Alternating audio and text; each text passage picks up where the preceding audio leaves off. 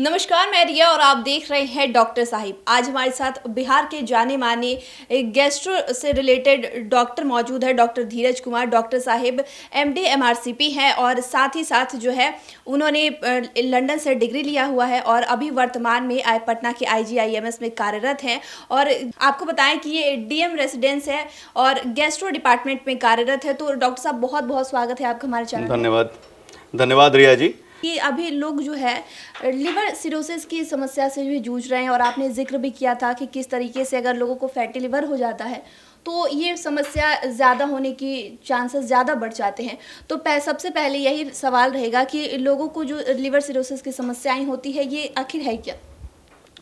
रिया जी, बहुत ही अच्छा टॉपिक है लीवर सिरोसिस। लीवर सिरोसिस है क्या? बहुत लोग जिनको फैटी लिवर होता है उन्हें पता नहीं होता कि फैटी लिवर क्या है, लीवर सिरोसिस क्या है।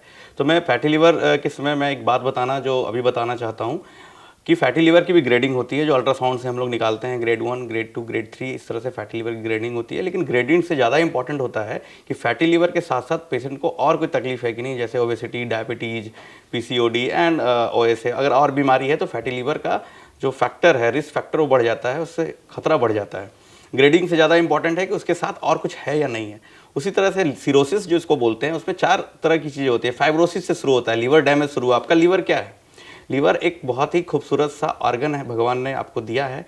उसका काम है कि आपके शरीर में कुछ भी ऐसा जाए टॉक्सिन पदार्थ, उसको डिटॉक्सिफाई करना, चाहे वो दवाई हो, दारू हो या कोई भी पदार्थ जो आप मुंह से ले रहे हैं, वो लीवर में उसको डिटॉक्सिफाई होना है।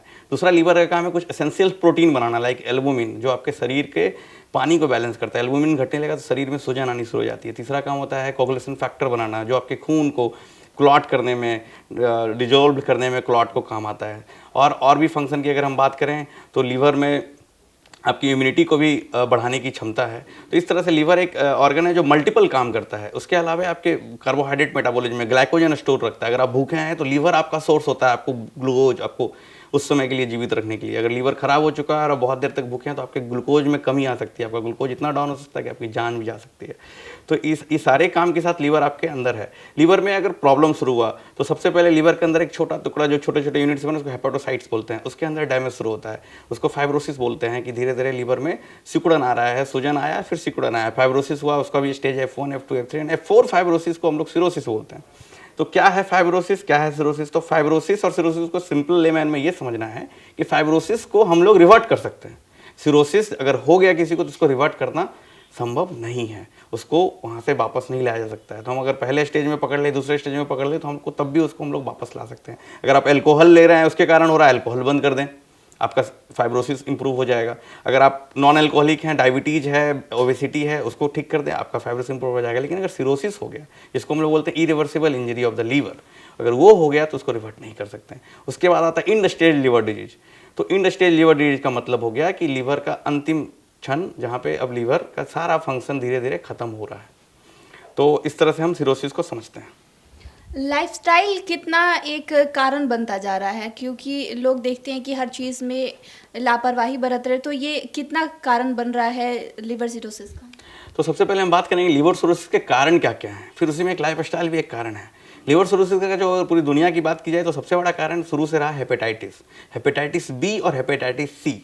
कुल मिला के और भी हेपेटाइटिस है, हेपेटाइटिस ए है, हेपेटाइटिस ई है, हेपेटाइटिस डी है। लेकिन हेपेटाइटिस ए और ई सिरोसिस नहीं कराता है। हेपेटाइटिस ई कराता भी है तो उसके बहुत ही रेयर वेरिएंट कराते हैं। लेकिन हेपेटाइटिस बी और सी सबसे टॉप पे है जो आपको सिरोसिस कराता है। अगर किसी को हेपेटाइटिस बी है और सी है, श्रोतागण अगर आप सुन रहे हैं आपके गांव में, आपके घर में, तो तुरंत उन्हें डॉक्टर से मिलने बोलें, उसका इलाज है।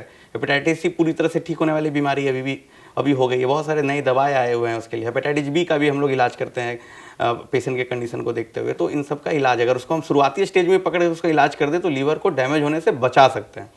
तीसरी चीज़ आती है non alcoholic fatty liver disease, जिसके बारे में हम एक वीडियो में बात कर चुके हैं। तो इसमें क्या है कि ये ट्रेंड बढ़ते जा रहा है। हेपेटाइटिस वाला जो सिरोसिस है वो कम हो रहा है, अल्कोहल वाला सिरोसिस कम हो रहा है, और ये non alcoholic fatty liver disease, metabolic associated वाला बीमारी बढ़ते जा रहा है। मतलब आज हमारे देश में और पूरी दुनिया में जो सीडेंटरी लाइफस्टाइल है, बहुत देर तक बैठ के काम करना, बहुत स्ट्रेस लेना, नींद कम लेना, सक्सेस के पीछे इतना भागना कि अपने नींद और खाने दोनों को कॉम्प्रोमाइज़ कर लेना, और ओबेसिटी, अपना मोटापा बढ़ते जा रहा है, उस पर ध्यान नहीं देना, एक्सरसाइज नहीं करना, इन सारी चीज़ों को मिला के एक मेटाबॉलिक डिस्टर्बेंस आपके बॉडी में पैदा हो जाती है। और ये डिस्टर्बेंस आपको ब्लड प्रेशर, फैटी लीवर, आपको डायबिटीज, ये सारा कुछ कराता है। और अल्टीमेटली जो ये नॉन एल्कोहलिक फैटी लिवर है वो स्टीटोहेपेटाइटिस NaSH में चेंज होता है और ये अल्टीमेटली सिरोसिस कराता है। और इसका जो परसेंटेज है ये बढ़ते जा रहा है और हेपेटाइटिस कम हो रहा है। हेपेटाइटिस की दवाई है, इसकी दवाई क्या है आपके पास है। और लोग ये नहीं, दवाई खाना ज़्यादा पसंद करते हैं, लेकिन उनसे अगर आप बोले एक्सरसाइज कीजिए, स्ट्रेस मत लीजिए, खाना अच्छा खाइए, ये नहीं कर पाते हैं। इसके कारण ये बीमारी बहुत तेज़ी से फैल रही है, बढ़ रही है। लोग देखा जाता है कि अगर किसी को ये समस्याएं हुई है तो किस तरीके से पता लगा सकता है, वो क्या कर सकता है कि वो समझे कि उसे लिवर सिरोसिस हुई है? देखिए, लीवर की बीमारी के बारे में मैं हमेशा कहता हूँ अपने पेशेंट से कि इतना खतरनाक और भयावह रूप में क्यों आता है पेशेंट लीवर की बीमारी में, पहले क्यों नहीं पता चल जाता है। तो जो सबसे खराब चीज़ है लीवर की बीमारी में, शुरुआती दिनों में इवन बहुत लेट स्टेज तक कोई सिम्टम इसका नहीं होता है। आपका लीवर अगर 50% 60% डैमेज हो गया तब भी कोई लक्षण नहीं आ रहा है, अचानक से लक्षण आया, पेट फूलना शुरू हो गया, खून की उल्टी हुई, पैर में सूजन हो गया, शरीर में जो बाल था वो कम होने लगा, आपका ब्रेस्ट मेल है तो ब्रेस्ट इनलार्जमेंट होने लगा, ये सब लीवर के बीमारी के लक्षण है। ये सारे लक्षण कहीं ना कहीं किसी न किसी रूप में अगर आपको आते हैं, आप डॉक्टर के पास आते हो तो पता चलता है लीवर में सिरोसिस हो रखा है। तो पहले से ये चीज़ें पता नहीं चल पाती हैं। तो हम लक्षण की बात करें, अगर बहुत ऊपर से बात करें हम लक्षण की, तो लीवर में अगर सिरोसिस हुआ है तो उसके लक्षण जो हैं वो दो तरह के होते हैं। पहले तो हम बात करेंगे कि लिवर सिरोसिस के स्टेज क्या है, मतलब किस रूप में ये आता है। एक होता है कंपनसेटेड लिवर सिरोसिस। कंपनसेटेड मतलब लीवर अभी भी में इतना ताकत बचा है कि वो कंपनसेट कर रहा है, वो आपके अंदर कुछ दुर्घटना नहीं होने दे रहा है। तो उस स्टेज में वो पता कैसे चलता है, आप आए डॉक्टर के पास थकावट के कारण, आप आए डॉक्टर के पास कि चलो पीलिया हो गया है, तो उसके उस समय आपका अल्ट्रासाउंड हुआ, उसमें सिरोसिस पता चला। आप एल्कोहल बहुत लेते हैं, आपने स्क्रीनिंग कराया, LFT कराया, अल्ट्रासाउंड कराया, तो पता चला सिरोसिस है, लेकिन उसके लक्षण नहीं है। अगर उसके लक्षण अभी तक नहीं है, पीलिया भी एक लक्षण है, उसको भी डिकम्पनसेशन बोलते हैं, लेकिन अगर और थकावट के कारण आपको पता चल गया सिरोसिस आ गया और उसमें कोई लक्षण नहीं, जिसको बोलते हैं कंपनसेटेड सिरोसिस, कोई लक्षण नहीं लेकिन सिरोसिस है, वो बहुत ही अच्छा स्टेज है। उस समय कम से कम हम लोग इंटरवेंशन कर सकते हैं, जिसके कारण उनको हो रखा है उस चीज़ को खत्म करें। हेपेटाइटिस भी है तो उसकी दबा दें, हेपेटाइटिस सी उसकी दबा दें, मोटापा है उसको कम करें। इस तरह से हम उस स्टेज को वहीं पर रोक सकते हैं, ठीक है। उसको आगे नहीं, उसको वापस नहीं ला सकते, सिरोसिस को हम रिवर्ट नहीं कर, लेकिन उसको आगे नहीं बढ़ने दे सकते। अब आता है डिकम्पनसेटेड सिरोसिस, इसमें हम लक्षण की बात करेंगे। तो डिकम्पनसेटेड सिरोसिस में क्या क्या लक्षण हो सकते हैं?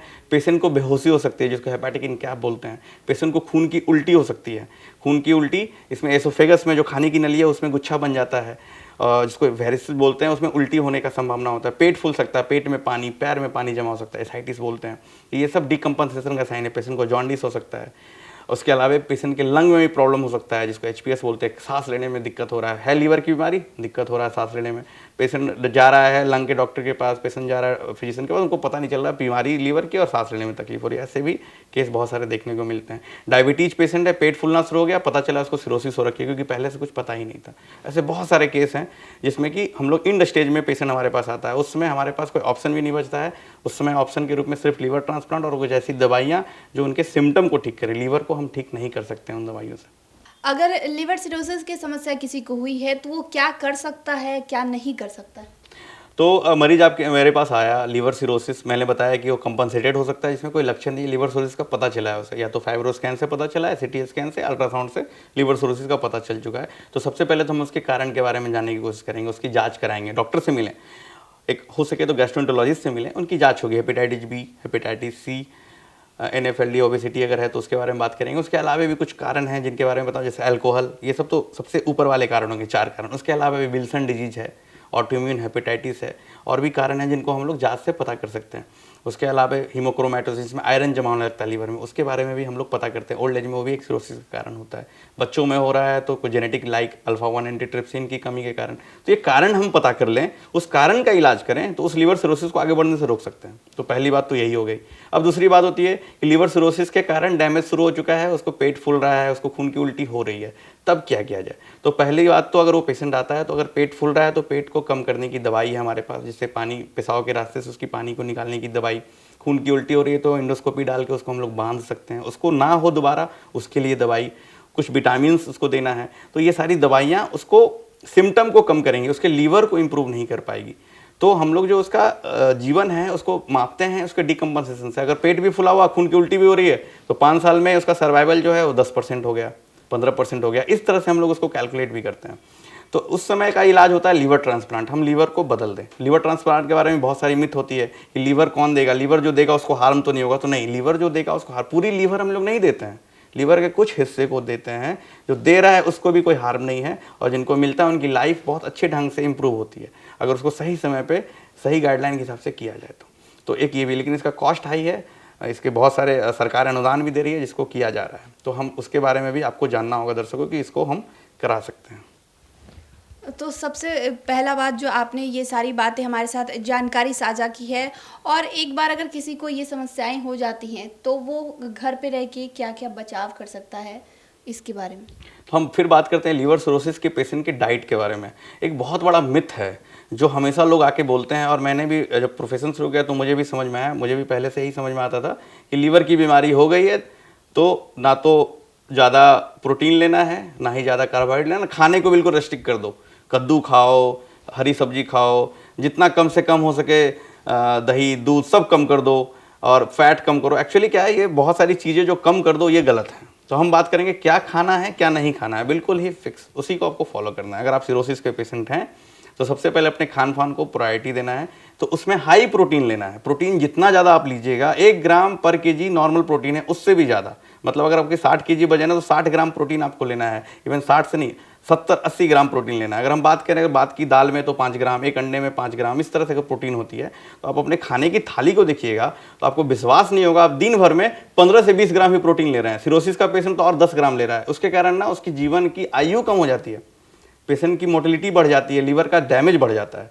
तो आपको प्रोटीन कंटेंट बढ़ाना है। आप अंडा खा सकते हैं, आप उबाला हुआ थोड़ा कम तेल में बनाया हुआ चिकन भी खा सकते हैं, मटन नहीं, जिसमें फैट है उसको बिल्कुल नहीं खाना है। जैसे कि जो फैट होता है वो आपके रेड मीट में, मटन में मिलता है, लेकिन चिकन अगर लीन मीट लिया जाए तो उसमें फैट नहीं होता। तो ऐसी चीज़ का सेवन जिसमें फैट कंटेंट कम हो, फिश फैट कंटेंट कम है, उसको आप कम तेल में बना के खा सकते हैं। तो प्रोटीन डाइट को बढ़ाना है, सोयाबीन है, राजमा है, पनीर है, और प्रोटीन जिसमें भी पाया जाए जैसे दाल है, दलिया है, उसको आप खाइए, उसको बढ़ाइए, और ये बहुत ज़रूरी है। दूसरी बात आती है कि खाने का क्या है, तो अब मैंने क्या बताया, लीवर है, लीवर के अंदर ग्लाइकोजन स्टोर है, वही आपको भूख लगने के समय अगर आप बहुत देर भूखे रहेगा तो वो ग्लूकोज सप्लाई करता है, वो तो खराब हो चुका है आपका, तो अब ग्लूकोज कौन देगा, नहीं देगा, तो आपको ग्लूकोज की कमी होगी। तो बेड टाइम स्नैक्स एक बहुत ही इंपॉर्टेंट रिकमेंडेशन जो मैं अपने प्रिस्क्रिप्शन पे भी लिखता हूँ, आप सोने के पहले कुछ ना कुछ खा के सोएं। अगर लीवर के मरीज हैं तो सोने के पहले कुछ खा के पानी पी के सोएं, और 2 से 3 घंटे से ज़्यादा भूखे मत रहें आप, आपको कभी भी ग्लूकोज कम होने की शिकायत हो सकती है। 2 से 3 घंटे पे कुछ ना कुछ खाएं, आप अपने पास रखें सुविधा कि 2 से 3 घंटे पे आप खा सकें।